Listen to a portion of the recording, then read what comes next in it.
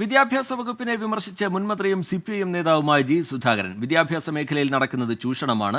പൊതുവിദ്യാലയങ്ങളുടെ എണ്ണം കുറയുകയാണ്. ചൂഷണം നടക്കുന്ന വിദ്യാലയങ്ങളിൽ പഠിക്കുന്നവർ എങ്ങനെ സോഷ്യലിസ്റ്റ് ബോധമുള്ളവരാകുമെന്നും ജി സുധാകരൻ ചോദിച്ചു.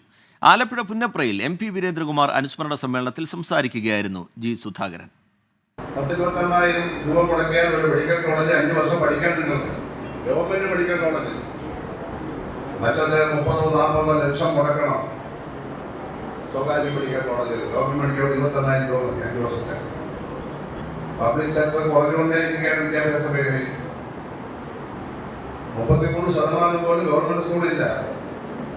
66% എയ്ഡഡ് സ്കൂളും അൺഎയ്ഡഡ് സ്കൂളുമാണ്. കോളേജുകളാണെങ്കിൽ 10% പോലും ഗവൺമെന്റ് കോളേജ്. നമ്മുടെ ജില്ലയിൽ ഒരേ ഒരു കോളേജ് MLA ആയപ്പോൾ വഴക്കുണ്ടാക്കി വാങ്ങിയ ഒരു കോളേജ്.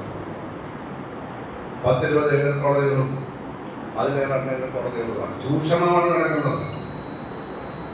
വിദ്യാഭ്യാസ മേഖലയിൽ ചൂഷണമാണ് നടക്കുന്നത്.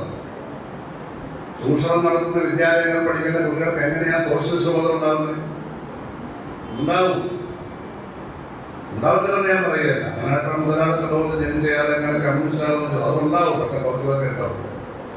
വിധി ദിനത്തിൽ 24 മാജിക് ജൂൺ 4 ചൊവ്വാഴ്ച രാവിലെ 5 മണി മുതൽ 24-ൽ.